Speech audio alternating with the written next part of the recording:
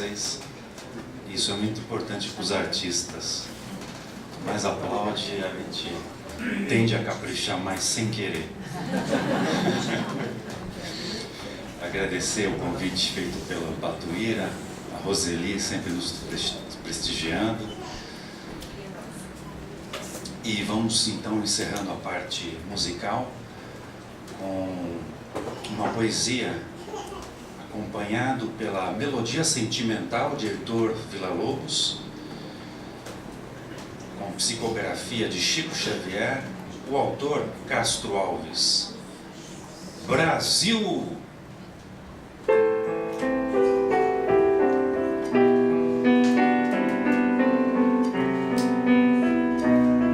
Brasil, o mundo a escutar-te pergunta hoje o que é.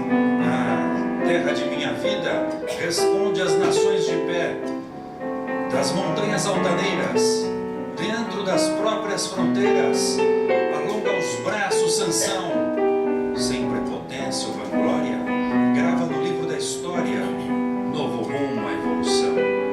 Contempla a sombra da guerra, dragão do lodo a rugir, envenenando a cultura, ameaçando o porvir.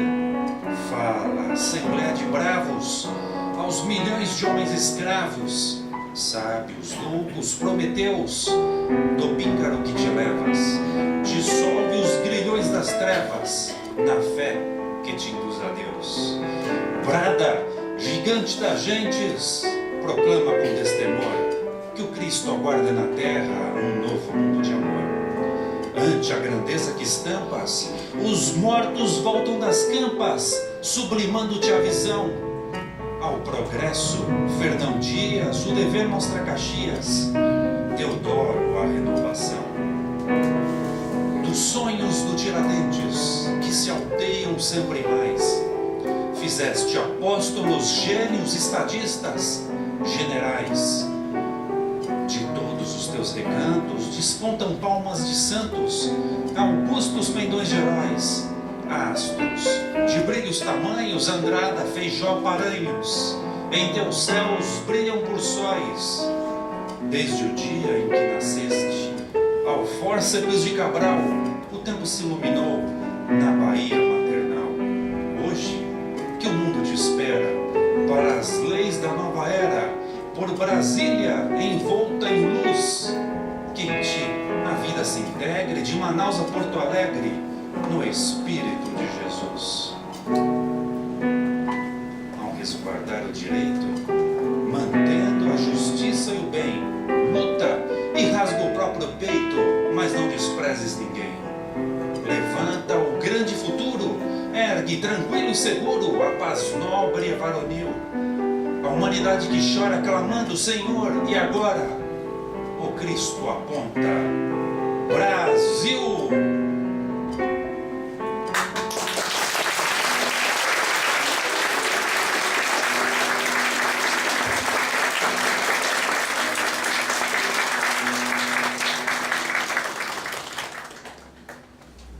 Muito obrigado. Muito obrigada.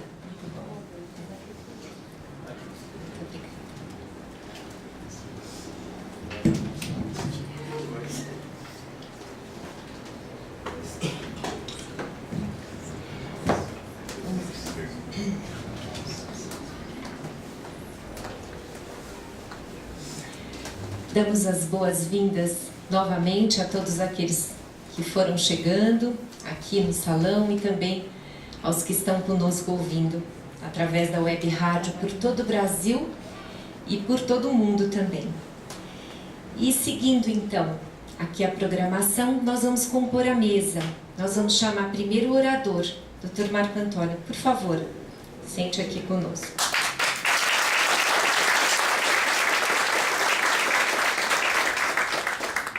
Nós já temos aqui à mesa o Elias, trabalhador incansável que esteve conosco todos os dias, e ele que é o responsável pela transmissão e também pela filmagem dos ouvintes que devem estar também no site do Batuíra. E o Elias é diretor adjunto aqui administrativo da nossa casa, batuirense de verdade, né, Elias? Sim, há 41 anos. E ele é diretor, aqui dirigente da reunião de domingo às 10 horas. Então, com certeza, ele estaria conosco aqui à mesa. Eu vou chamar também o Ronaldo Lopes, presidente do Grupo Espírita Batuíra. Nosso presidente querido. Por favor, Ronaldo. Eu vou chamar o Geraldo Ribeiro, primeiro vice-presidente aqui do Grupo Espírita Batuíra, diretor de doutrina da nossa casa. Ele responde por todas as atividades aqui do Núcleo Assistencial Espartaco Guilarte. Por favor. Eu vou chamar também o Francisco Coloca. Está conosco aí o Francisco? Que esteve conosco todos esses dias. Venha sentar conosco aqui à mesa, Francisco. É um pedido do Geraldo, viu, Francisco? Que você esteja aqui conosco. O Francisco é terceiro tesoureiro aqui do Grupo Espírita Batuíra e faz parte também da Comissão de Captação de Recursos. E ele esteve conosco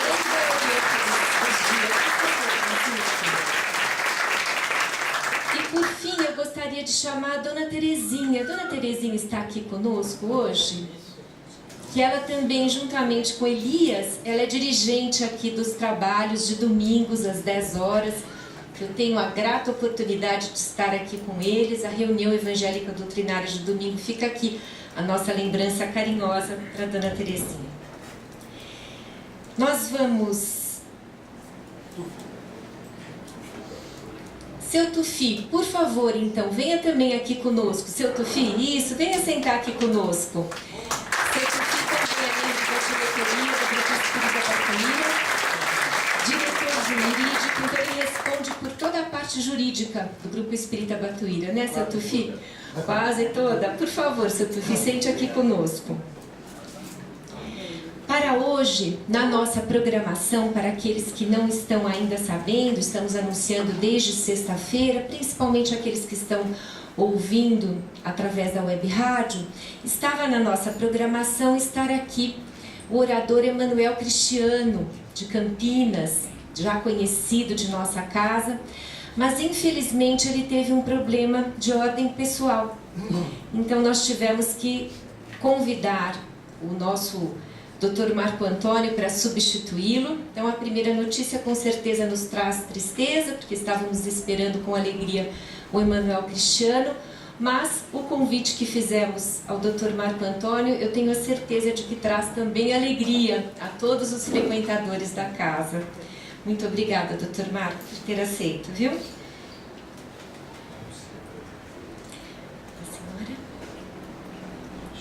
Janete, eu gostaria de anunciar a presença da senhora Janete aqui conosco. Senhora Janete, seja sempre muito bem-vinda. Diretora do Núcleo Kardecista Antônio Pereira de Souza, conselheira da Usilapa. Uma alegria tê-la aqui conosco sempre, viu, dona Janete? Então, o Dr. Marco Antônio, ele vai desenvolver o tema Allan Kardec e a Falange do Espírito da Verdade. Dr. Marco Antônio é médico, com especialização em pediatria e homeopatia. É também técnico em fitoterapia, figura muito querida do Grupo Espírita Batuíra. Por onde passa, ele distribui otimismo e entusiasmo. Grande estudioso, pesquisador e divulgador da doutrina espírita. E hoje ele vai estar aqui como pesquisador, né, Marco? Estávamos comentando isso. Casado com Maria Cristina, que está aqui conosco, ao nosso lado, aqui ao meu lado direito, com quem teve 9 filhos, uma família grande, muito alegre, muito querida. E ele, Dr. Marco, escreveu um livro, O Evangelho da Adoção, e ele é membro do Conselho de Administração do Grupo Espírita Batuíra. Eu vou pedir ao Elias, aqui presente na mesa, que conduza a nossa prece, e depois eu já passo a palavra ao Dr. Marco Antônio.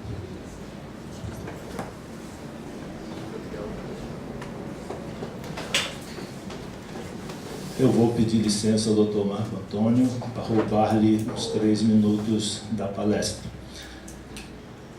Eu contei isso que eu vou contar para vocês ao meu querido amigo, irmão querido, Ronaldo Lopes, presidente da nossa instituição. O que eu vou contar? Estava muito eu desanimado um mês e meio atrás, com a ideia de ter que, durante uma semana, conduzir o processo de transmissão das palestras via web rádio. Contava ele que eu estava com muito trabalho, empresa, nos solicitando bastante. Certa feita, na mesa de refeição, a gente hoje em dia, apesar de não ser adolescente, às vezes tem que estar fazendo alguns contatos via WhatsApp.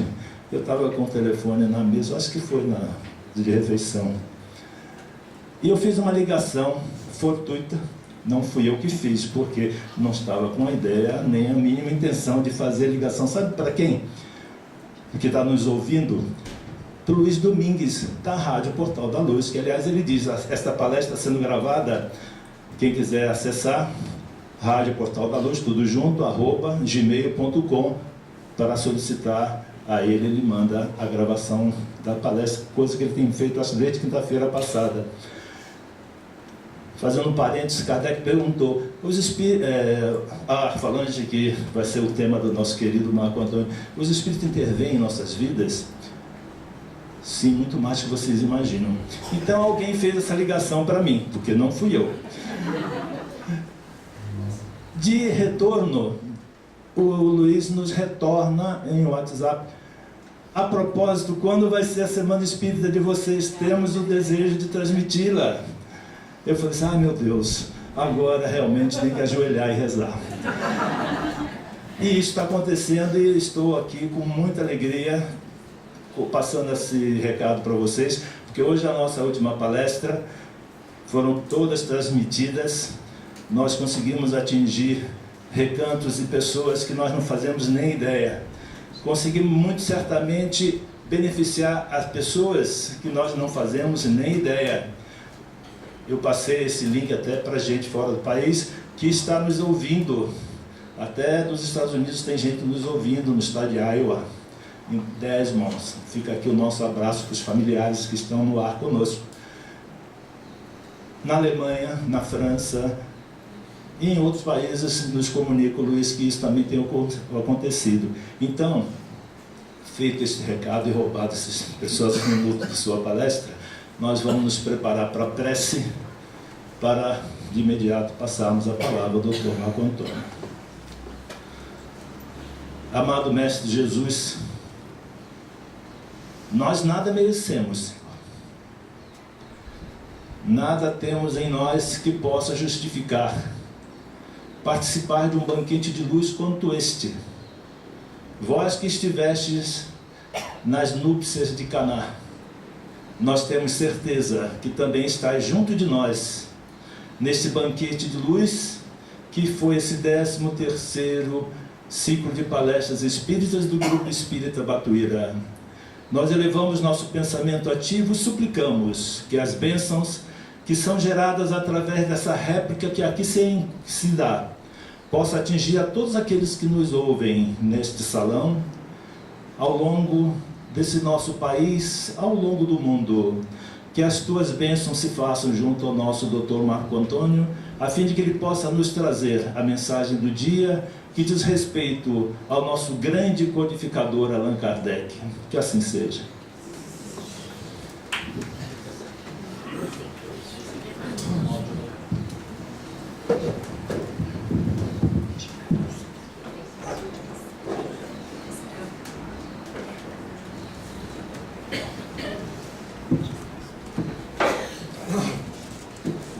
Bom dia a todos. É sempre um prazer enorme retornar aqui, talvez de forma inesperada para mim, mas não para os espíritos, não é? Que sabem com antecedência todas as situações que nós somos convocados. E ontem, após a Roseli entrar em contato comigo e pedir que eu viesse substituir o colega na manhã de hoje, eu me senti ao mesmo tempo feliz e preocupado. Feliz pelo convite que veio de almas amigas, por isso que eu não suporto quando toca música que a Adriana tocou, de almas antigas, porque é uma música que mexe profundamente com o meu coração. Só de falar eu me emociono, porque ela diz que todos nós demoramos centenas de anos, talvez milênios, para estar aqui, agora, e todos nós estamos unidos no mesmo propósito, que é fazer o bem, amar os nossos semelhantes e viver numa cultura de um mundo melhor, trabalhando para a paz, para a felicidade, para a igualdade social. E o que nós vemos no nosso país, tão bem decantado pelos poemas de Castro Alves e de outros trabalhadores como o nosso querido Humberto de Campos? Nós vemos que nós estamos muito longe ainda deste ideal. Isso ao mesmo tempo me entristece. Eu sou assim um indivíduo que as minhas emoções às vezes são fortes. Então, quando eu vejo as estatísticas da pobreza e tudo que os jornais relatam, as televisões, a gente fica um pouco triste, se pergunta: será que o Brasil realmente está se desviando do seu objetivo de ser o coração do mundo, a pátria do Evangelho? Para minha grande surpresa, Batuíra se manifesta instantaneamente no meu pensamento e diz assim: você jamais deve divulgar qualquer mensagem de desânimo. Se nós, que somos espíritos muito mais evoluídos que vocês, estamos trabalhando para esse objetivo, por que vocês temem? Qual o motivo do temor, do desânimo, da tristeza? De forma alguma, você na tribuna, ainda mais na minha casa, ele foi enfático. Diga qualquer palavra de desânimo. Diga sempre palavras de coragem, de incentivo, porque o Cristo está no leme. Grande mensagem de Bittencourt Sampaio, no livro Instruções Psicofônicas, e que o nosso querido Batuíra disse com todas as palavras da minha mente. Dali então, saí bastante encorajado.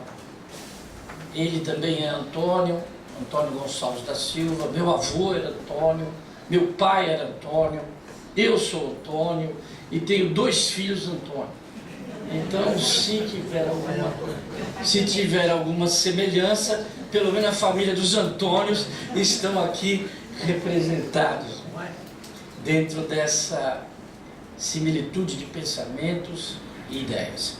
Só abordando um pequeno item, quando o Leandro e a Sandra estavam exibindo, eu me lembrei do livro que falei sobre Ivone Pereira na segunda-feira, Código Penal da Vida Futura, e usei o exemplo da nossa irmã Ivone Pereira em suas 4 últimas reencarnações, e principalmente narrada no livro Leila, a filha de Charles. Ela estava 10 anos sofrendo tortura no Vale Sinistro após o seu suicídio. E um dos fatores mais importantes que ajudou a libertação dela desse Vale Sinistro foi a música que seu pai executava na terra, o piano. Os dois eram amantes de Chopin. Então, num momento de muita tristeza, após 10 anos do suicídio de sua filha, ele, meio que mediunizado, senta ao piano e ali fica tocando músicas de forma magistral, como ele fazia. E sua filha era pianista emérita, como ele. E aquela música foi canalizada ao plano espiritual para que Ivone, então, na personalidade de Leila, e que depois, 3 anos depois, reencarnaria como Ivone Pereira, isso em 1897, ela reencarna no ano de 1900. Então, essa música levada pela espiritualidade envolve-a de tal forma que ela consegue romper com as algemas que ela estava presa nesse vale sinistro e se apresenta para a reencarnação. Então a música tem um elemento que é impossível de nós determinarmos todas as suas utilidades, todas as suas possibilidades, porque instantaneamente ela nos acalma, ela libera endorfinas, ela diminui a nossa adrenalina. Então os fenômenos físicos em nossos corpos são imediatos quando uma música celestial como essa é tocada. Esperamos também que a apresentação oral tenha o mesmo efeito dessa música que foi aqui tão brilhantemente executada, além do que acrescentar o conhecimento a todos nós. O conhecimento é a chave. Só que não basta ter a chave se eu não abrir a porta e enfrentar os desafios que estão depois daquela porta. Então o conhecimento espírita é essa chave. Jesus é o caminho, é a verdade, é a vida. Kardec é a chave. Mas ao abrirmos a porta do nosso destino, desafios nos esperam, escolhas nos esperam. E cabe unicamente a nós. Claro que teremos sempre a ajuda dos Espíritos, mas cabe unicamente a nós os passos decisivos para a conquista da nossa evolução espiritual. Então hoje nós vamos tentar fazer um resumo dentro de um período de 50 minutos praticamente, num trabalho bastante complexo, que é resumir vida de Kardec, sua obra e a falange de codificações de espíritos que trabalhou com ele. A grande maioria já conhece a vida física de Kardec, não é? Seu nascimento em outubro de 1804, na cidade de Lyon, filho de Jean-Baptiste Sével e sua mãe Jeanne de Ramel, nascidos então numa família ligadas à área jurídica, seu pai, em segundo informações, advogado e juiz na cidade onde ele nasceu. Então um berço bastante adequado para o nascimento de um espírito, provavelmente filho único. Em nenhuma das pesquisas que fiz a respeito da sua família, ele possuía irmãos. Então provavelmente filho único, nasce na cidade de Lyon, ali estuda até os 12 anos, por volta de 1804, com 12, 1816, vai à cidade de Yverdon, na Suíça, estudar com Pestalozzi, que tinha uma das escolas mais famosas da Europa, e ali abrigava crianças de diferentes nacionalidades, e lhes instruía no mais avançado sistema filosófico e pedagógico da época. Ali ele fica até 1824, com a idade de 20 anos, aprende vários idiomas, pelo menos 5 idiomas, nosso Hippolyte Léon Denisard Rivera, ou Denisard Hippolyte Léon Rivera, não é, Geraldo? Até hoje existe essa, me parece que a Júlia Lezu já fixou que é Denisard, né? Denisard Hippolyte. Mas isso são pequenos detalhes que talvez não sirvam de tanta dificuldade. Então, com a idade de 20 anos, ele volta a Paris, em 1824, e inicia seu trabalho como pedagogo, como escritor de mais de 20 livros didáticos, conhecidos em toda a França, voltadas à educação, de aritmética, de exames, de estudos de história e várias outras matérias em seu currículo. Mais de 20 obras ele ali executa. A partir de então, ele se inicia na fase que nós verdadeiramente o conhecemos. Até então era um professor, pedagogo, havia casado em 1832 com sua esposa Marie Baudet, poetisa, escritora, que sem dúvida foi aquela parceira, não é, aquela companheira ideal para um espírito tão nobre. Nós que somos casados, não é, e adoramos estar casados, porque uma coisa é casar, outra coisa é adorar estar casado, porque realmente não é apenas aquela união de algemas, como a grande maioria, não é?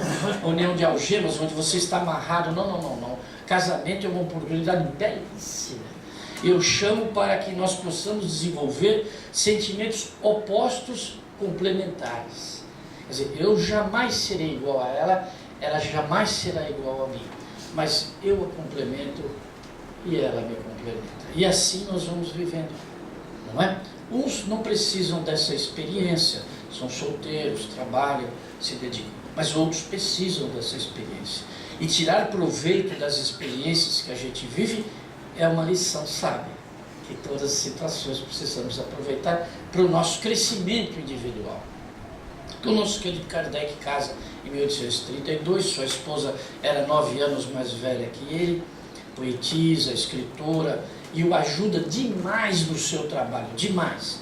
Ela é aquela personagem anônima, que fica ao lado do mestre, e sempre ele é que aparece em todas as situações, mas nós sabemos que a mulher caminha lado a lado com o homem nessas missões. Não tiveram filhos, seus filhos foram seus livros, que influenciaram todo um pensamento da época, dezenas de personalidades ilustres que conviveram com Kardec se converteram ao Espiritismo pelo seu trabalho. Victor Hugo é um deles, que conviveu com Kardec pessoalmente, Barão de Potet, outros, o próprio Imperador Napoleão III, várias vezes convocou Kardec para diálogos pessoais junto a ele em seus momentos de dificuldade. A França vivia um momento muito difícil no seu nascimento, era a época de Napoleão, depois Luís Felipe III, momentos muito difíceis de revoltas sociais, de grandes personalidades lutando para igualdade, liberdade e fraternidade. Então Kardec não nasce também num momento tão favorável, mas desenvolve o seu trabalho. Ou seja, o nosso momento pode não ser tão favorável politicamente, socialmente, economicamente, mas temos que desenvolver o nosso trabalho, apesar de todas essas dificuldades. Ele assim o fez. Por volta de 1855, com 51 anos, seu amigo Carlotti insistia com ele continuadamente para que ele frequentasse algumas reuniões que se realizavam na casa da senhora Plenemanson, a rua Grange Batelier, número 18. E ele ali foi. Os dados que eu vou relatar a vocês estão descritos na obra Obras Póstumas. Quem já leu Obras Póstumas, por favor? Esse livro foi escrito depois da partida de Kardec e coloca exatamente isso, minha iniciação no Espiritismo. Então, se vocês querem ler livros adequados, comecem pelas obras básicas. Nós adoramos as obras complementares, só que às vezes os autores viajam demais e comprometem os fundamentos da doutrina. Então, para que não haja esse erro, principalmente nós, que somos oradores, divulgadores, temos que ter uma fidelidade aos ensinamentos das obras básicas. Então, se vocês querem ler sobre Kardec, sobre tudo isso que eu estou falando, leiam Obras Póstumas. A obra muito bem escrita, trechos escritos por ele mesmo e por algumas adaptações que foram feitas depois do seu desencarne, quando ele deixou anotações escritas e que ainda eram inéditas no seu desencarne. Então, Obras Póstumas é exatamente o livro onde a gente inicia por minha iniciação no Espiritismo. Convidado então por seu colega, provavelmente em maio de 1855, ele inicia a frequência nas reuniões às terças-feiras, às 20 horas, na casa da senhora de Plenemanson, Rua Grange Batelier, número 18, e a partir daí ele entra em contato com as mesas girantes, fenômenos que na época eram famosos, mas para ele não significava nada. Ele dizia que, a não ser que me mostre que a mesa tem cérebro para pensar e nervos para sentir, eu vou imaginar que isso não significa nada. Felizmente, nessas mesmas reuniões, ele conhece a família Baudin. Emílio Charles, o pai, Clementine, a mãe, Caroline e Júlie, de 16 e 14 anos. Elas também faziam reuniões espíritas em sua casa, mas não eram de mesa girante, praticamente. O espírito Zéfiro, que era uma espécie de amigo responsável pelas reuniões da casa, trazia respostas através delas, quer pela ardósia, onde se escrevia através de um giz na escrita direta, quer através de uma cestinha de pão que se adaptava a uma pena de ganso e que molhava no tinteiro e se escrevia à mão. Não existia a caneta Bic. Então vocês vejam que a caneta Bic na época teria facilitado muito o trabalho de Kardec. E também a luz elétrica, porque todo o trabalho era feito no lampião de querosene. Então vocês imaginam, há 150 anos atrás, exatamente o que estamos comemorando, a partida do nosso querido mestre Lyonès, em 31 de março de 1869, e 31 de março foi agora, 2019, 150 anos que o nosso querido mestre partiu para o mundo espiritual. Mas então, frequentando a rua Tiqueton número 14, número 7, onde eram as reuniões na casa da família Bodin, ele começa a ter uma visão completamente diferente daqueles fenômenos. Ele diz ali: foi ali que eu compreendi que talvez eu recebesse respostas e perguntas interessantes que ele pudesse fazer sobre todos os problemas da humanidade. Foi ali que eu compreendi que eu precisava pesquisar seriamente. E a partir dali, então, ele pede sessões particulares com as meninas, Caroline e Júlia, e com os pais, Clementine, a mãe, e Emile Charles, o pai, e tem, às vezes, respostas também psicofônicas do espírito Zéfiro, que logo diz a ele: ah, senhor Rivera, o senhor é meu conhecido, nós vivemos juntos por volta de 50, 60 anos antes de Cristo, nas Galhas, perto da época de Júlio César, onde o senhor foi um sacerdote druida chamado Allan Kardec. Então vem daí o nome, o pseudônimo que ele usa dessas reuniões. Não só ele recebe a orientação de Zéfiro quanto ao seu nome, que ele usará para todo o trabalho, como também ele recebe as primeiras comunicações relativas à missão que ele teria que desempenhar. Ele se sente assustado, preocupado, porque até então ele queria frequentar aquelas reuniões apenas para aprender, apenas para estudar, apenas para pesquisar. Ele jamais imaginaria que ele seria um missionário reencarnado e que por trás dele, sem que ele soubesse, haveriam mais de 65 espíritos aguardando o início do seu trabalho. Eu sempre lembro quando o dono José Perácio e dona Carmen Perácio foram ajudar a irmã de Chico Xavier, Maria Xavier, que estava vítima de uma obsessão e o médico havia recomendado interná-la no hospital psiquiátrico. Como os familiares no primeiro momento rejeitaram essa ideia, foram em busca desse casal que era espírita. E o seu José Perácio e dona Carmen Perácio, ao entrarem na casa da família de Chico em Pedro Leopoldo, ele tinha 17 anos, ele nasceu em 1910, então estamos em 1927, eles fazem uma reunião no Instituto de atender as entidades que estavam obsediando a irmã do Chico. E durante a reunião, dona Carmen olha e pergunta: quem é esse menino? Chico, um menino magrinho, quietinho na reunião, sentado ao lado.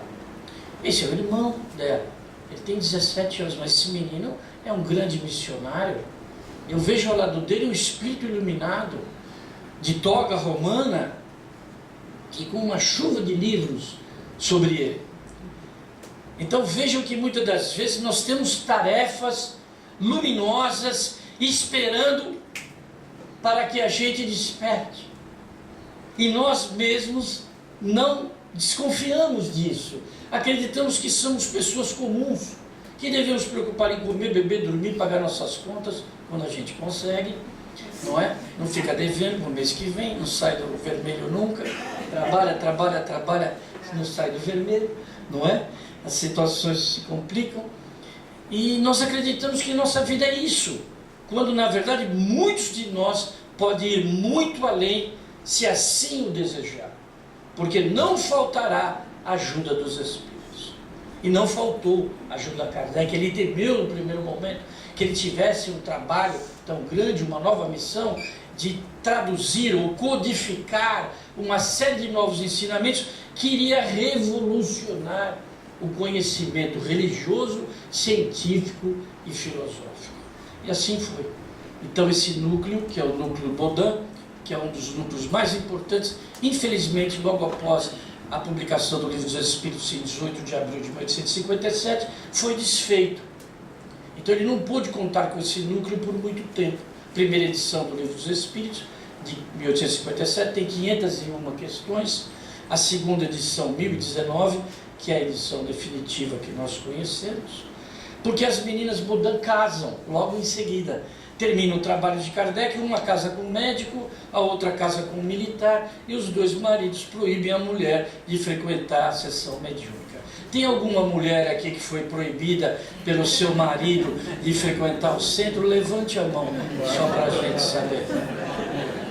Se não foi proibida, cria uma dificuldade danada, não é verdade? Ou pelo menos isso acho que minha mulher não sofre, nem eu, ao contrário. Nós estamos acostumados, crescemos aqui no Banco dos Patuíras, éramos amigos da mocidade, antes de namorarmos e criarmos a nossa família. Então o conhecimento espírita desde a infância, desde a adolescência, favorece tremendamente a nossa evolução espiritual e o número de compromissos que nós podemos assumir. Outros vêm mais tarde, como foi o próprio caso de Kardec. Não existia espiritismo antes dele, então ele não podia ser espírita de berço.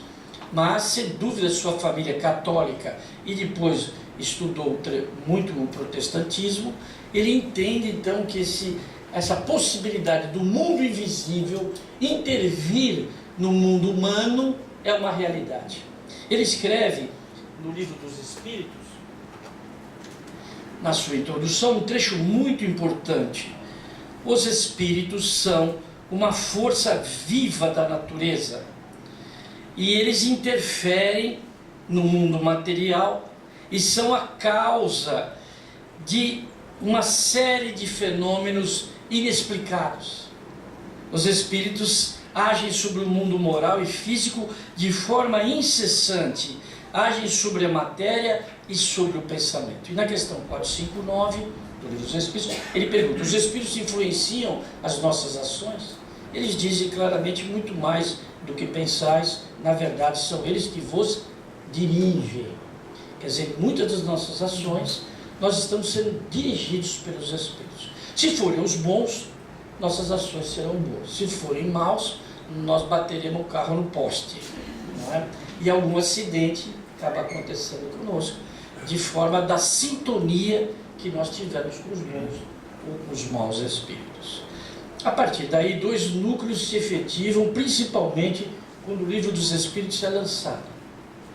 Logo em seguida, ele paga, aliás, é bom que se diga, ele pagou do próprio bolso a publicação dos livros. Então, quem espera facilidade, editora, patrocínio, esqueça, não é? Trabalhar nessa área é muito difícil, não é? Nós temos que ter a nossa profissão comum e, além da nossa profissão comum, um trabalho voluntário, filantrópico na doutrina espírita. Ele foi o maior exemplo. E custavam 3 francos a primeira edição do Livro dos Espíritos, que vendeu completamente logo em seguida. E a partir das pessoas que estudavam esse livro, queriam saber quem é o autor. Está escrito aqui Allan Kardec, mas quem é Allan Kardec? Porque era um pseudônimo que ele usava. Então, na livraria, no Palais Royal, onde foi lançado o editor Didier, e depois Maurice Lachatre, que também foi um dos editores, editor da Didier Dantou e Maurice Lachatre, foram os que trabalharam na divulgação da obra, diziam: olha, Allan Kardec é o pseudônimo do professor Rivet. Então eles iam na casa dele, na Rua Santana, 59, procurá-lo para que, nessa época ele morava ainda na Rua dos Mártires, para que ele então explicasse melhor o livro. Então as primeiras reuniões espíritas foram feitas na própria casa dele, onde ele abriu o Livro dos Espíritos e lia e conversava com os amigos que o procuraram, em média até 20 pessoas. Mas logo no ano de 1858 ele percebe que o número crescia cada vez mais, é como houvesse uma multidão ávida pelos conhecimentos espíritas. Então o que ele faz? Nessa época ele já conhece a Hermance Dufault, e principalmente seu pai, senhor Dufault, que era um comerciante rico, muito conhecido do imperador Napoleão, que então permite a reunião dos espíritos, porque até então o espiritismo era proibido, o catolicismo era a religião oficial, e qualquer coisa que se fizesse diferente disso, todo mundo ia para a cadeia, no mesmo dia, na mesma hora. Então o pai de Hermance Dufault e dela consegue, através dos conhecimentos políticos, que ele alugue um pequeno salão no Palais Royal, e ali começa a reunião da Sociedade de Estudos Espíritas de Paris, o primeiro centro espírita do mundo, formado em 1º de janeiro de 1858. A partir dali, esse núcleo se transforma no principal núcleo de estudos e de recepção de mensagens. É lá que os visitantes vão conhecer Kardec. De vários países vem, inclusive Charles, que é o pai de Ivone Pereira e de Leila, vai a Paris, sai da Espanha, vai a Paris estudar com Kardec, pessoalmente, na Sociedade de Estudos Espíritas de Paris. Logo após as situações que ele viveu na vida, médico, Dr. Ramiro de Montalbán, morador na Espanha, ele então resolve estudar com o nosso querido Allan Kardec em Paris. Então lá ele recebia pessoas das diferentes nacionalidades e que tinham interesse depois de fundarem casas espíritas nos lugares onde eles frequentavam. Então o espiritismo começa a ser difundido de forma enormemente, porque havia toda uma população ávida de conhecimentos. Então, em 1857, ele lança o Livro dos Espíritos, em 1858, Sociedade de Estudos Espíritas de Paris, em 1861, o Livro dos Médiuns, logo na sequência, onde ele tem uma frase que marca a todos nós até hoje, no seu item 159. Todos somos, mais ou menos, médiuns. Médium é todo aquele que recebe, em um grau qualquer, a influência dos espíritos. Até hoje, passados 150 anos, essa frase é discutida, porque as pessoas não se acreditam médiums, elas não se acreditam com capacidade de serem influenciadas pelos espíritos, porque elas confundem aqueles médiums já devidamente desenvolvidos, que nascem com uma característica orgânica, que seria a pineal composta de cristais de apatita em grande quantidade, que favorece a captação da mente de outros espíritos. Então aquele espírito que senta na mesa e já comunica automaticamente, esse é médium. Mas esquece que ele coloca no seu conceito que médium é todo aquele que recebe a influência dos espíritos num grau qualquer, ou excessivamente claro, ou não tão claro. Então, todos nós, enquanto espíritos encarnados, podemos receber intuições, sugestões, pensamentos de nossos familiares queridos, de espíritos que querem o nosso desenvolvimento, de espíritos que nos amam e, infelizmente, espíritos que ainda não nos amam, que nós chamamos de obsessores. Mas eles irão nos amar, não há dúvida. Por isso que Hermínio Miranda diz que deveríamos chamar nossos obsessores de o amigo que eu ainda não conquistei. Ele será meu amigo, assim como o Manecão é um exemplo mais claro para nós que somos batuirenses da Gema. O Manecão era um obsessor do seu Esparta. Iniciou o seu trabalho perturbando a vida dele, tá certo, doutor Tufi? Doutor Tufi aqui da primeira hora, é gente que está conosco, que viveu todas as etapas dessa casa e tem a bênção de, como eu, ter vivido ao lado dessas personalidades que marcaram a nossa vida profundamente e que estão aqui ao nosso lado. Eles não morreram, eles só estão invisíveis, é uma fumacinha, às vezes um pouquinho mais difícil de eu perceber, mas se eu me concentrar bem e tiver bons procedimentos, eu os perceberei. Eles continuam conosco ao nosso lado. Então, dentro dessa temática, o trabalho de Kardec no Livro dos Médiuns, inclusive no capítulo 23, que eu reponto, um capítulo extremamente importante, onde ele fala dos riscos da mediunidade, principalmente da obsessão, lançando para todos os espíritas o perigo que é sermos envolvidos por entidades que não querem a nossa evolução e que temos desafetos do passado. Eu atendo ainda crianças pequenas, já não tantas como atendia, sou pediatra. E cada vez que eu pego uma criança de 1 semana, 3 dias, 4 dias, 5 dias de vida, já fiz mais de 1.200 partos em minha vida, eu olho aquele ser e pergunto: seja bem-vindo aqui na Terra. Quem é você? Você está preparado para enfrentar os desafios. Claro que eu não falo isso na frente da mãe, eu falo enquanto eu estou examinando ali, não é? Dando uma... e a fraldinha, e o umbigo, e o cocô, e o mamar, mas mentalmente eu estou conversando com ele. Você está preparado para os desafios que você encontrará? Tomara que sim. Se precisar de mim, como médico, como amigo, pode contar comigo.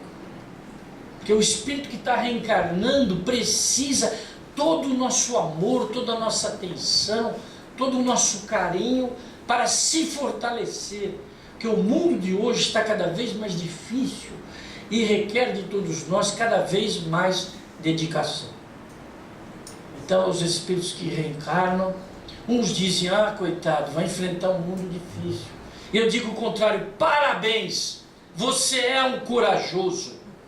Talvez nem ele saiba, ele escorregou no tobogã e nem percebeu onde ele foi parar. Mas tudo bem, vamos deixar isso de lado. Parabéns, você é um corajoso, você é uma corajosa. Seja feliz na sua tarefa. Isso quem nos dá esse conhecimento é o Espiritismo. Mais notadamente o Livro dos Espíritos e principalmente o Evangelho segundo o Espiritismo. O Evangelho segundo o Espiritismo é o livro que, sem dúvida, é um livro-chave em vários sentidos e pouco valorizado pela maioria das pessoas que enxerga nele apenas o aspecto moral. Eu diria para vocês que isso é um crime, analisar o livro do Evangelho segundo o Espiritismo pelo seu aspecto moral apenas, principalmente porque nesse livro se manifestam 13 personalidades católicas.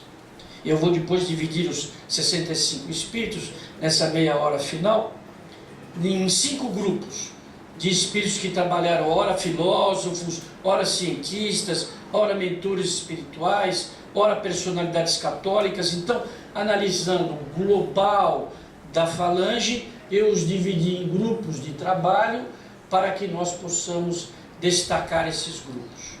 Então, o Evangelho segundo o Espiritismo é uma obra fundamental da doutrina espírita, onde, primeiro, Kardec, no capítulo 1, já assume que o Espiritismo é a terceira revelação da lei de Deus. Essa é uma afirmativa extremamente corajosa, porque nós estamos se comparando a Jesus, nós estamos se comparando a Moisés. Então imaginem você, no meio de tanta guerra religiosa que a França viveu, noite de São Bartolomeu, 24 de agosto de 1572, foram mais de 100 mil mortes. Nós estávamos lá, segundo Chico. Eu me lembro muito bem que eu fui assistir esse filme e de repente eu estava na tela, eu não estava sentado, eu me vi lá entre os católicos assassinando os protestantes. Então muitos de nós somos descendentes dessa tragédia religiosa em que infelizmente agravamos a nosso débito do passado, estamos tentando recuperá-lo até hoje. O Chico disse que milhões de franceses reencarnaram-se no Brasil para se recuperar desse drama da noite de São Bartolomeu. Mas isso é uma outra história que fica para uma outra vez. Nesse primeiro momento, o Espiritismo no capítulo 1 já se coloca do Evangelho, o Espiritismo que todos vocês têm, já se coloca como a terceira revelação de Deus. Então, primeira Moisés, segunda Jesus, terceira revelação de Deus. E essa terceira revelação de Deus, o coordenador dessa terceira é o dono da segunda. Não é verdade? Porque Jesus, o Espírito de verdade, que nós assim o consideramos, em suas mensagens no capítulo 6, Jesus de Nazaré, não só veio ao mundo para trazer há 2000 anos atrás a sua presença, como também ele veio ao mundo como coordenador de todo esse trabalho. Então o Espiritismo, em sua fundação e em seus trabalhos, é coordenado e orientado por Jesus. Então esse vínculo com Cristo, todos nós temos, pelo menos uma pulguinha só, mas nós temos. Nós somos o elo mais fraco da corrente, mas nós somos. desde que você se esforce para dominar suas más inclinações e ser melhor a cada dia. Então, nós somos elos da corrente do Cristo.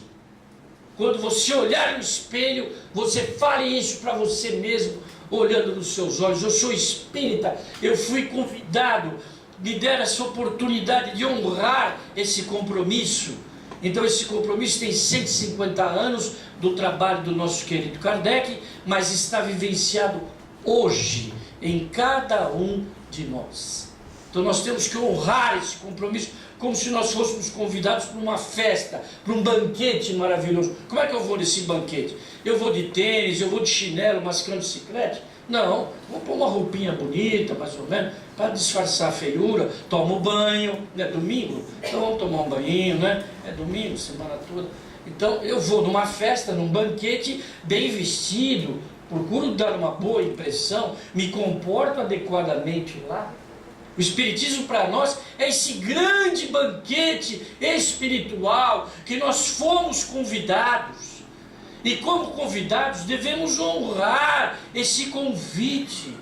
Ainda mais nessa casa que o lema é trabalho, trabalho e trabalho. Para a gente é assim, se errou na primeira, vai na segunda. Se errou na segunda, vai na terceira. Então fica fácil você entender o que você tem que fazer. Você tem que estudar, você tem que amar e você tem que trabalhar. Quer dizer, 3 questões muito simples. Espíritas, amai-vos. Espíritas, instruí-vos. E dentro dessa casa, trabalho. Então não existe outra oportunidade para nós tão mais clara do que essa, de que Cristo nos convida para fazermos parte dessa grande falange, talvez não da estruturação da codificação, mas da ampliação da codificação. Por isso que a mensagem escrita por nosso querido Francisco Emmanuel, através do nosso querido Francisco Cândido Xavier, do livro Fonte de Paz, diz assim: é preciso sentir Kardec, estudar Kardec, anotar Kardec, meditar Kardec, analisar Kardec, interpretar Kardec, cultivar Kardec, ensinar Kardec e divulgar Kardec. Quando eu li essa primeira vez, eu disse, nossa, que fanatismo, pelo amor de Deus. Será que o cara não tem outra coisa a fazer na vida? Se ele for fazer isso aqui, ele não vai fazer mais nada, não é? Precisa estudar, precisa... Hoje eu sinto, na minha intimidade, o quanto essa mensagem foi importante para mim, do livro Fonte de Paz, o nosso querido Francisco Cândido Xavier, trazida por Emmanuel. Então eu recomendo a vocês que estudem essa mensagem, leiam para os mais jovens, nos seus momentos de dificuldade, nos seus momentos de desafio, de decisões importantes. O livro é Fonte de Paz, do nosso querido Francisco Cândido Xavier e Emmanuel, essa dupla maravilhosa. Imagine que nesse livro se construiu um edifício que hoje tem mais de 2.500 obras sobre esse livro. Ele influenciou milhares de pessoas, milhões de pessoas em todo o mundo estão influenciadas por esse livro. O ano passado tive a oportunidade de estar na Austrália, na reunião em Brisbane, de todos os centros espíritas do país australiano. E eles me convidaram para falar. Minha sobrinha pertence a esse movimento e eu estava lá de férias, vendo meus filhos e netos. Ela falou, tem nada de férias, batuirense não tem férias. Onde está, carrega pedra. Aqui não tem pedra, então é melhor só falar. Então tá bom, lá fui eu falar sobre Paulo de Tarso, sobre a divulgação da mensagem espírita em terras estranhas, que é um trabalho muito difícil, mostrando que o Livro dos Espíritos hoje, traduzido em inglês, em vários idiomas, é a base do estudo do Espiritismo em vários lugares. Mas voltamos ao Evangelho. Quais seriam as características, em 5 minutos, quais seriam as características importantíssimas do Evangelho? Primeiro, no capítulo 6, Jesus se revela como o Espírito da Verdade. Então, Cristo Consolador traz no capítulo 6 todas as mensagens assinadas pelo Espírito de Verdade. Então, Kardec assume que Jesus é o Espírito de Verdade e é o mentor da falange da codificação. Ele é o principal encarnado e Kardec o principal encarnado. Além disso, ele reafirma 2 princípios básicos da doutrina muito importantes. Eu vou relacionar os 5, mas nesse capítulo ele fala de Deus. O primeiro princípio básico, inadiável, é Deus. Deus, o grande enigma, a grande resposta da humanidade. Quem não confia, quem não acredita nos atributos de Deus, não pode ser espírita. Porque Deus não é uma questão de opinião. Deus é uma questão de convicção. Eu sou convicto que Deus existe. Eu o encontro na natureza, eu o encontro no sorriso de uma criança, eu encontro Deus na beleza de uma mulher grávida, eu encontro Deus no rio que corre. São poesias do nosso querido Leon Denis, no livro O Grande Enigma, que eu sou incapaz de relatar como ele assim o fez. Eles não estão nos templos de pedra. Não procure Deus nos templos de pedra construído pelos homens. Não. Procure Deus no templo vivo de sua consciência. Porque ali ele está. Porque ali estão suas leis. Kardec pergunta: onde estão escritas as leis de Deus? Questão 625 do Livro dos Espíritos. Ele diz: na consciência. Então, na consciência de cada um, ao reencarnarmos, as leis de Deus estão no nosso lobo frontal, região ainda desconhecida do cérebro humano e pouco usada. Talvez a maioria de nós use 10% da sua capacidade cerebral. Eu nunca encontrei um 10%, eu encontrei 0,5%, encontrei 1%, e talvez uns 10% possa existir, mas então imaginemos o quanto ainda nós temos que evoluir para desenvolver todos os nossos potenciais evolutivos. Nós estamos presos, eu vou falar isso rapidamente, a 2 ciclos: o ciclo vicioso e o ciclo virtuoso. O ciclo vicioso é aquele que todos nós conhecemos, recheado de orgulho, humildade, inveja, ciúmes. Isso nos prende à terra, isso nos prende a mundos primitivos e mundos de expiação e prova. Mas nascemos também com um círculo ainda pouco usado, que seriam os círculos virtuosos. Todas as virtudes, teoricamente, elas estariam em semente, aguardando o desenvolvimento delas, assim como uma árvore gigantesca, uma seringueira, é uma semente um dia. Então nós potencialmente nasceríamos com esse ciclo virtuoso em nós. O Espiritismo vem para que nós possamos romper com esse ciclo vicioso e cultivarmos o nosso ciclo virtuoso.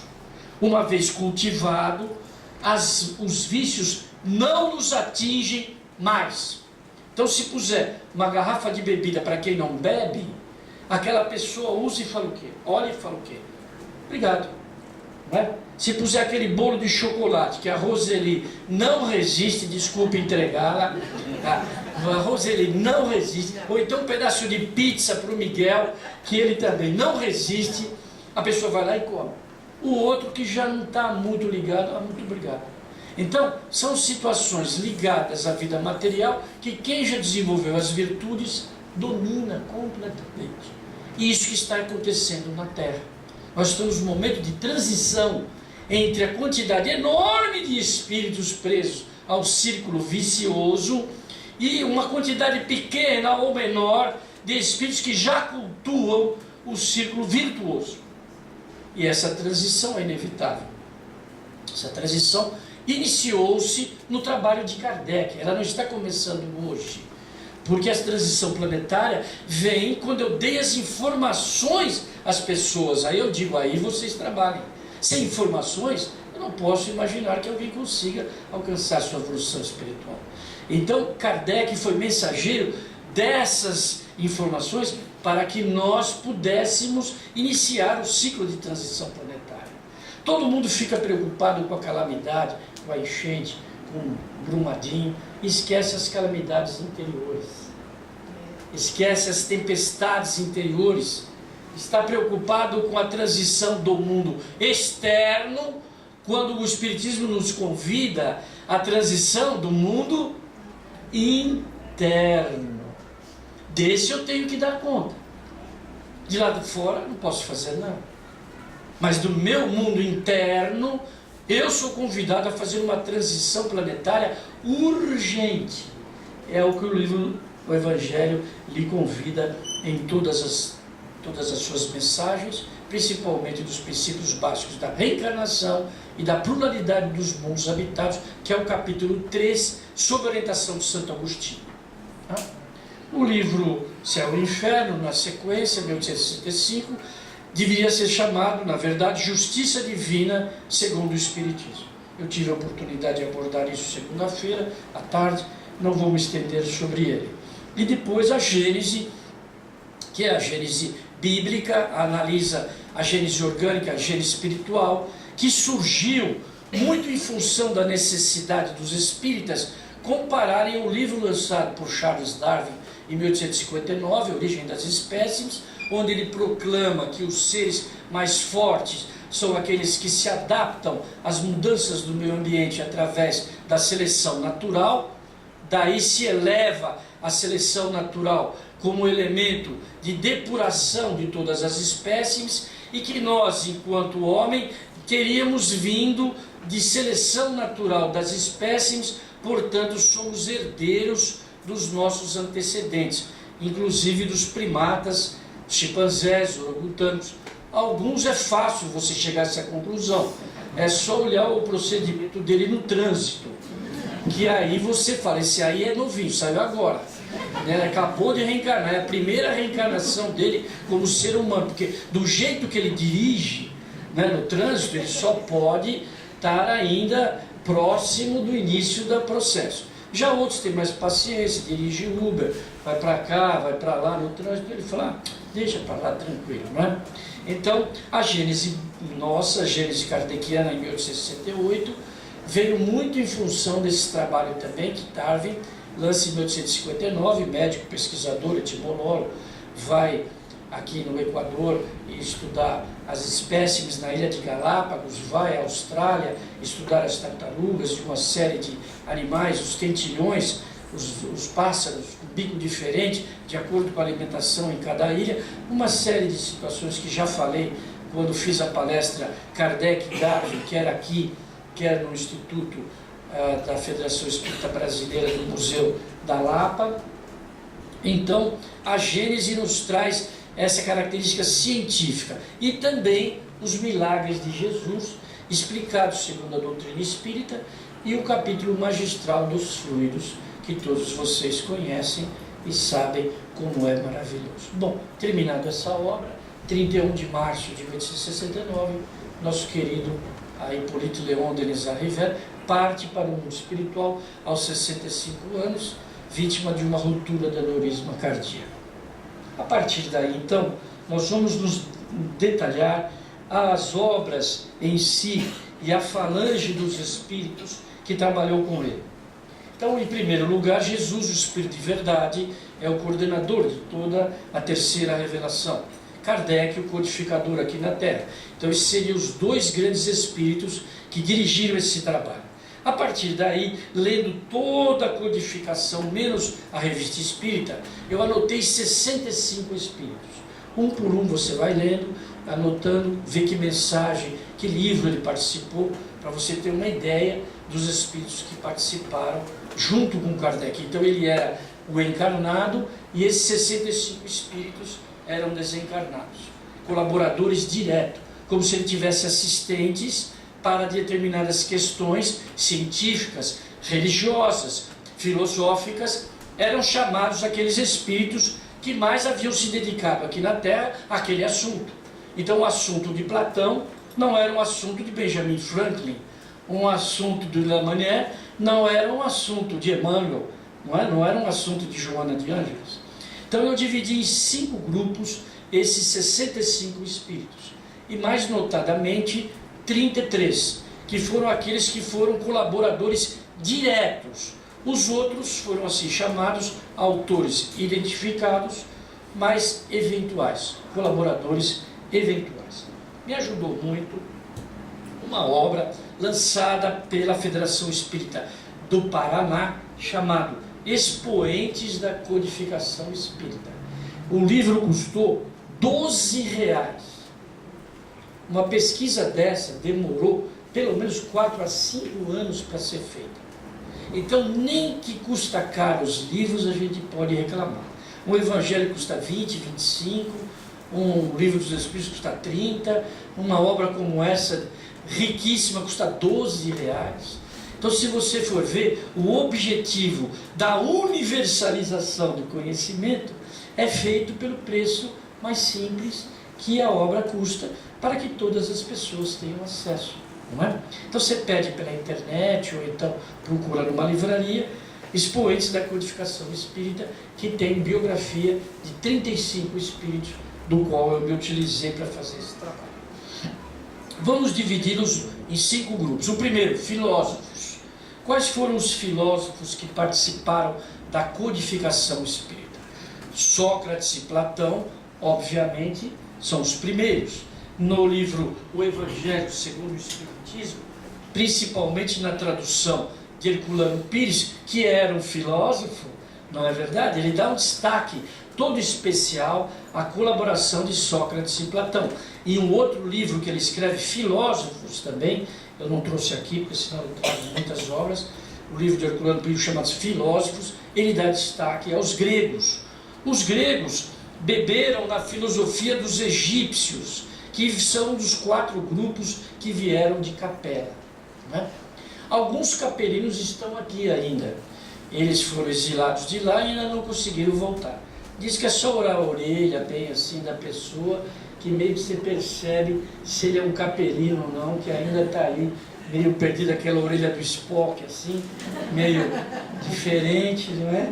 Uma brincadeira, gente. Que nós então ainda estaríamos nessa transmigração de mundos, onde nós vivemos no planeta, atrasamos a evolução daquele planeta e somos convidados a viver em outro local. Então, como filósofos, o primeiro grupo dos 5, nós teríamos Sócrates, Platão, Santo Agostinho, que já foi destacado aqui a importância de Santo Agostinho, considerado um dos pais da igreja, um dos doutores da igreja, talvez a maior contribuição de todos os pais da igreja, pelo número de obras que ele deixou. E também no Espiritismo, ele é o segundo espírito em maior número de mensagens, só suplantado por São Luís. E também Jean-Jacques Rousseau, que político, escritor, mas sem dúvida filósofo.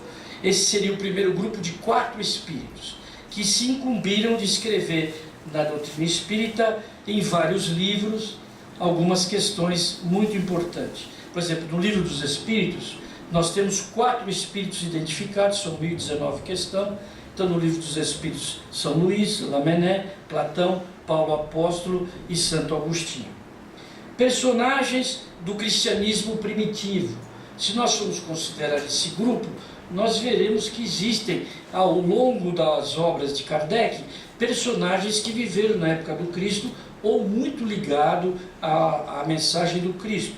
Então, São João Evangelista, que foi um dos seus apóstolos, Lázaro, que é o seu amigo pessoal, irmão de Marta e Maria de Betânia, Paulo, apóstolo, uma mensagem linda sobre o perfume da caridade, que é uma mensagem especial para as mulheres.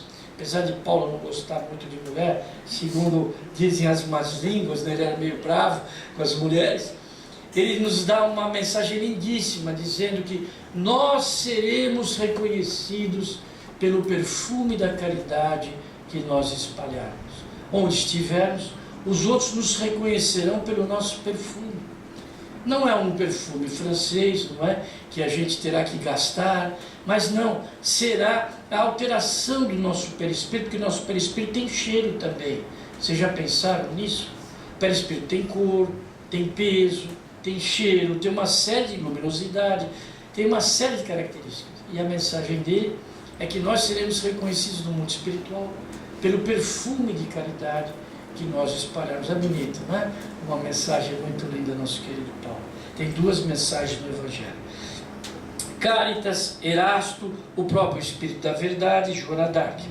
Como cientistas, nós teríamos 5 espíritos que participaram ao longo desse trabalho. Swedenborg, Franklin, Hahnemann, criador da homeopatia. E o espiritismo no Brasil, é interessante que a homeopatia chega no Brasil próximo à chegada do espiritismo.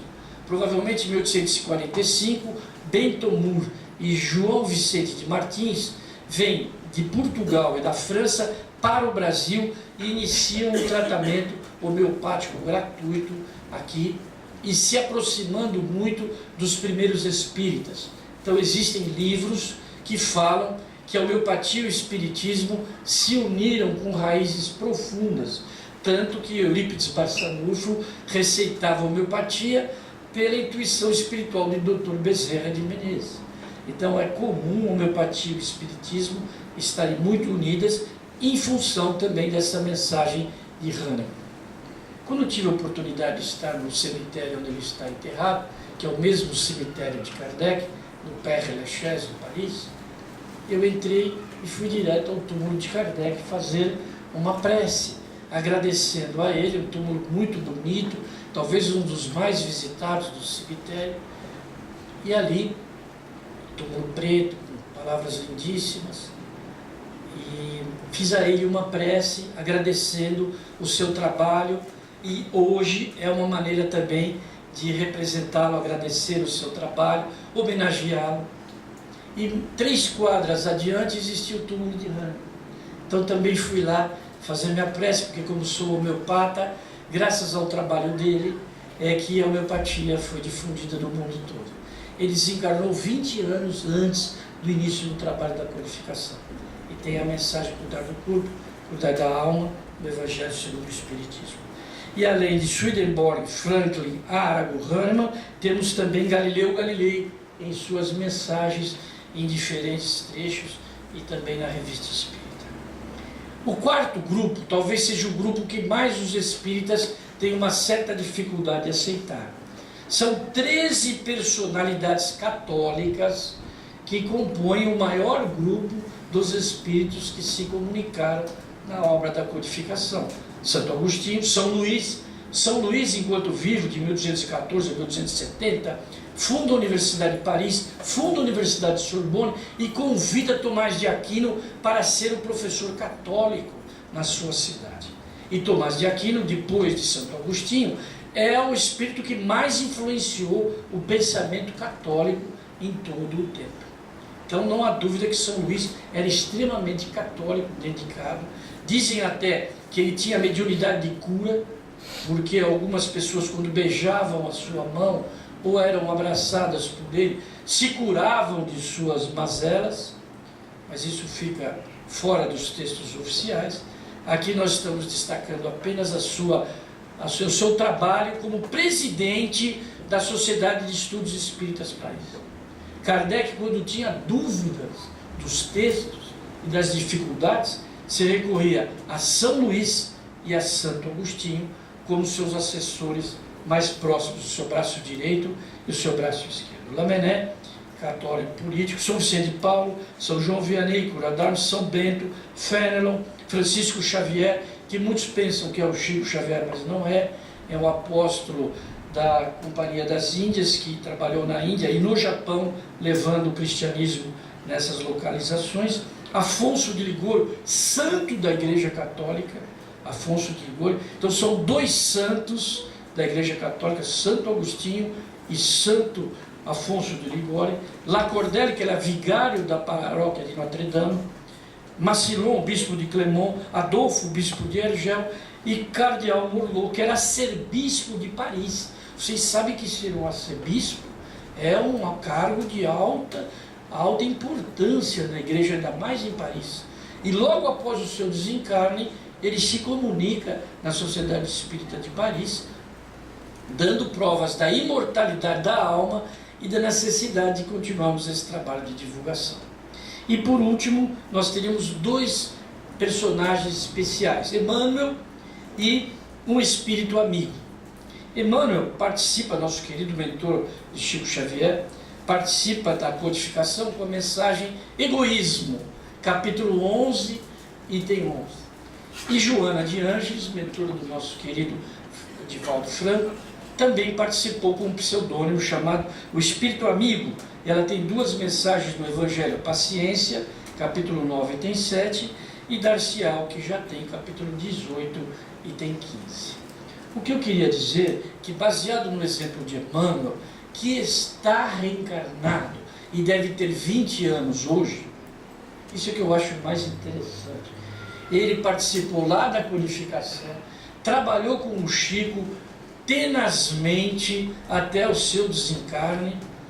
São mais de 415 obras que foram escritas sob sua supervisão. Ele é o maior autor através do Chico, com 93 obras. E não só feito tudo isso, participou da codificação, foi o supervisor da obra do Chico, ele está reencarnado de novo. Quer dizer, eles não sossegam, eles não param. A vida para eles é um contínuo espaço-tempo de trabalho, de luta, para que a humanidade evolua. E quem é a humanidade? Somos nós. Somos nós os atrasadinhos, né? Porque os apressadinhos já foram, e nós estamos atrasadinhos na evolução. Então eles vêm por nós. Vocês acham que Emmanuel estaria reencarnado por ele? Vocês acham que ele precisaria reencarnar? Tendo participado da codificação, tendo sido o mentor espiritual que era do Chico, sem dúvida, a quantidade maior de suas preocupações é conosco. Ele tem 20 anos, será professor. Quem que é professor aí? É sempre uma profissão, não é? Olha aí, ele escolheu ser professor, hein? O salário pequenininho, mas os espíritos que estão reencarnando são espíritos de alta evolução e que nos ensinam o que André Luiz nos diz em Conduta Espírita: a educação da alma é a alma da educação. Então, além da educação formal, o que nós estamos fazendo aqui? Educando as nossas almas para os desafios, para os compromissos que virão. E esses espíritos não desistem de nós. Não desistem de nós. Somos nós que desistimos deles. Então, se você se encontra depressivo, se você se encontra triste, desamparado, perdido, desempregado, ore, se esforce, a ajuda chegará. Talvez não da maneira como você espera, mas ela chegará, não há dúvida. Os espíritos nos amam, os bons espíritos nos amam e querem a nossa vitória, querem a nossa superação de nossas dificuldades. Essa falange que eu disse aqui a vocês não está lá no céu tocando harpa, sentado na rede, tomando água de coco. Eles estão trabalhando todos os dias pela evolução do planeta. E nós espíritas ainda somos o alvo principal deles. Porque ser espírita é ter um conhecimento do mais belo quilate, é ter o aplicativo mais completo para a nossa evolução. Abaixamos no nosso celular da memória e vamos aplicar esses conhecimentos para que todos nós possamos aproveitar esses ensinamentos que eles nos trouxeram e fazer jus a todo o esforço dessa espiritualidade. O que o professor quer de um aluno? Que ele passe de ano e seja feliz. Quando ele vê um aluno repetente, não dando certo, ele fica triste, não é verdade? Então é isso que os espíritos querem de nós, quer da falange de codificação, quer do nosso querido Batuíra aqui presente, junto com o seu Espartaco, que também, sem dúvida, foi um professor para todos nós. Eles querem que a gente aplique as lições que eles nos ensinam. Muito obrigado.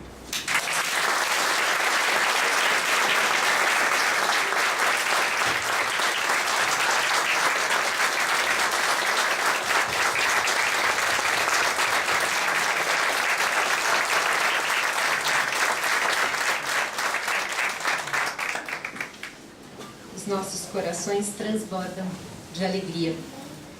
Essa é a 12ª palestra aqui na Caiubi, a 2ª palestra em Vila Brasilândia, deve estar terminando também lá, e foi uma oportunidade única de estarmos aqui reunidos em torno da doutrina espírita e homenageando os 150 anos de Allan Kardec na espiritualidade. Em todas essas palestras nós tivemos um momentozinho final querido, porque eu acredito que todos nós presentes em cada palestra gostaria de dar um abraço, tanto nos artistas que nos encantaram com a abertura musical e nos palestrantes. Então nós vamos convidar uma pessoa para dar esse abraço em nome de todos nós, para demonstrar a gratidão que temos de tê-los aqui conosco. Eu vou chamar a Sandra e o Leandro para estarem aqui à frente, por favor, que nos encantaram com a sua abertura, como todas as outras aberturas durante essa semana, nos encantaram porque a arte, a música realmente nos eleva,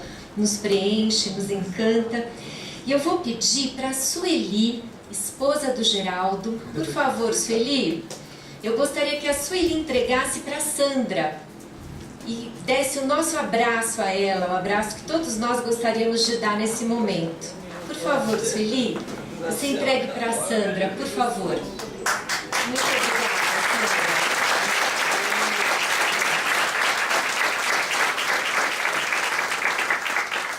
Eu vou pedir ao senhor Tufi, por favor, seu Tufi, o senhor pode entregar, dar o nosso abraço ao Leandro, o abraço que todos nós gostaríamos de dar na manhã de hoje, como agradecimento de eles estarem aqui mais uma vez conosco.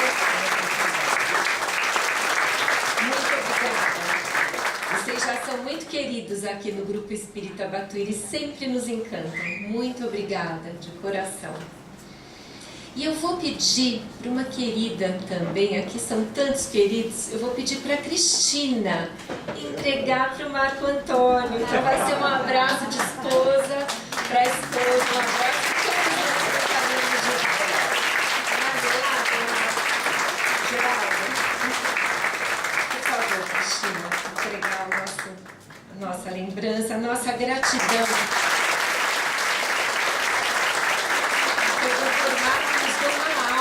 Sobre Allan Kardec, vida e obra. Então realmente nós terminamos com muita alegria, com chave de ouro, essa homenagem que fizemos aos 150 anos de Kardec na espiritualidade. Nós agradecemos de coração, viu, Mário? Muito bom, nos encantou também. A pilha acabou um minuto antes. Muito bom, querido, parabéns. Muito bom mesmo. E agora o nosso evento, o 14º ciclo de palestras espíritas em 2020. Nós com certeza nos encontraremos, não sabemos ainda o formato dele, a data precisa, mas ele vai existir e ele realmente, o 13º vai nos deixar com saudades, mas temos aí o ano que vem à vista, né, que teremos novamente esse ciclo, como todos os anos. E a Feira do Livro ainda continua até quarta-feira, então de certa forma ainda vamos esticar um pouquinho esse 13º ciclo de palestras com a Feira do Livro, que continua até quarta-feira, né, Geraldo, Ronaldo? Até quarta-feira? Ou domingo? Então estamos aqui, bom, quarta-feira é garantido, certo? Até quarta-feira ainda teremos essa Feira do Livro. Até domingo, o Chico está falando aqui, o Ronaldo e o Geraldo, até domingo. Então vamos esticar um pouquinho mais esse evento através da Feira do Livro. Nós agradecemos a presença de todos, nós vamos ter aqui a prece, eu vou pedir para o Geraldo fazer a prece, ele tem aqui também umas palavras a dizer, e que Jesus nos abençoe. Queridas irmãs, queridos irmãos, a nossa imensa gratidão por vocês terem nos acompanhado durante toda esta semana na realização desse 3º ciclo de palestras espíritas promovido por esta casa que tanto trabalha pela divulgação e prática da doutrina espírita. E nós queremos inicialmente agradecer a Deus, nosso Pai misericordioso e bom, a Jesus, nosso Mestre, que nos trouxe as bênçãos do seu Evangelho e que suas lições, Senhor Jesus, possam permanecer e frutificar em cada um de nós, em nossa vida de relacionamento com os nossos familiares e com todas as criaturas que cruzem o nosso caminho, sejam encarnadas, sejam desencarnadas. Mas nós não podemos deixar de agradecer, em particular, ao nosso irmão Batuíra, mentor espiritual desta casa, que trabalha incessantemente para que esta casa continue sendo uma fonte de luz para todos aqueles que aqui aportarem. E também ao nosso querido Espartaco, essa figura maravilhosa, esse irmão querido, que plantou a semente do Evangelho aqui, e ela realmente está frutificando e iluminando muitos corações. Jesus amado, amigos espirituais, muito obrigado por mais este evento que termina hoje e que todos nós possamos nos abraçar agradecendo esses momentos felizes. Muito obrigado. Muita paz para todos. Agora, um minutinho só, depois da prece. Nós queremos dizer o seguinte: assim como o Espírito de Verdade não trabalhou sozinho, ele precisou de uma falange, não foi, doutor Marco Antônio? Jesus também precisou de uma equipe para trabalhar com ele. 12 apóstolos ele elegeu. A Roseli coordenou essa tarefa do 13º ciclo de palestra, mas ela não trabalhou sozinha. Ela contou com várias pessoas, artistas, contou com pessoas para trazer a água aqui à mesa, contou com pessoas para fazer a recepção aos oradores, ela contou com pessoas para arrumar tudo aqui, os assentos, recepcionar, enfim, muita gente trabalhou, fotografia, cobertura jornalística. Então tudo isso é trabalho, que uma pessoa sozinha não faz, até porque falta-lhe a especialidade. Então nós queremos agradecer o pessoal da livraria, a colocação das estantes que o Francisco generosamente fez. Então, e ele contou com uma equipe para poder fazer a colocação das estantes. Enfim, música, a arte, tudo contribuiu para que este evento adquirisse essa performance que adquiriu. Então, a nossa gratidão a todos pela colaboração e pela presença marcante aqui nesta casa. Jesus nos abençoe e vamos em paz para os nossos lares. Tem mais alguma coisa? Acho que ela vai cantar mais uma música? Não, tá bom. Muita paz para todos.